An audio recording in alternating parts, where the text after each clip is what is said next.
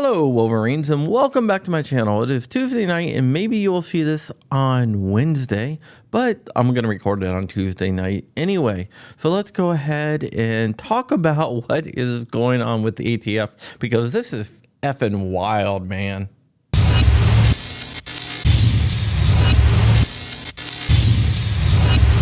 How's it going, Wolverines? Welcome to John Crump News, where we talk about everything 2A related, and I'm your host, John Crump. I'm an investigative journalist that keeps an eye on the 2A space. If you want to support me, I have a Patreon, locals, and everything else. It is all listed down below. I'm not going to say much more about that, but I'm just letting you know that it is there. Today, we're going to be talking about the ATF. Steve Dettlebach, or as I like to call him, Doodlebug, released a letter the day after Polymer 80 returned to selling frames and receivers in kits with jigs on their website. So I think the ATF might be throwing a little bit of a hissy fit over all their rules going down in flames. I mean, look, Cargill is in the 5th, and this is where this is. This case is in the 5th Circuit, the same circuit that Cargill is in.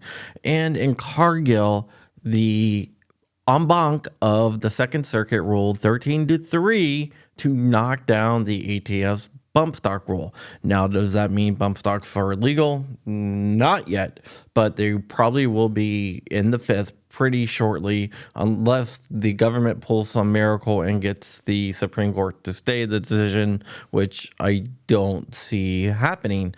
It was remanded down to the district court, and the district court was supposed to rule in favor of Cargill and issue relief, and the judge didn't issue relief. So I'm pretty sure the 5th Circuit is going to take it on themselves to issue relief in the whole entire 5th Circuit, which is Texas and some other states. And this is where this case is. So that is important to know.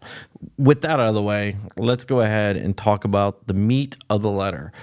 The letter is warning dealers of gun parts not to structure transactions. Structuring is a financial crime. After 9/11, a little thing called the Patriot Act passed, and part of that said that if you do any transaction more than $10,000, extra paperwork has to be filled out.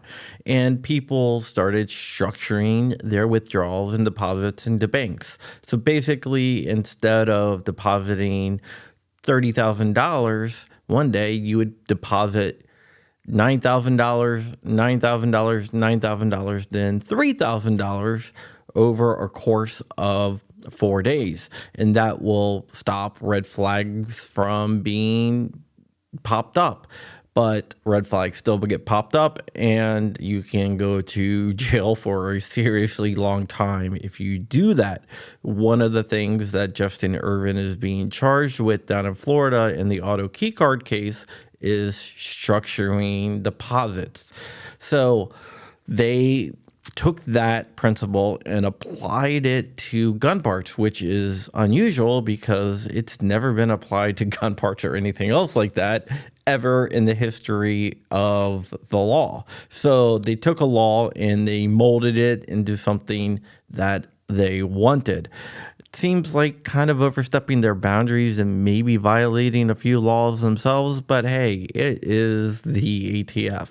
So yeah, that is something that they do a lot.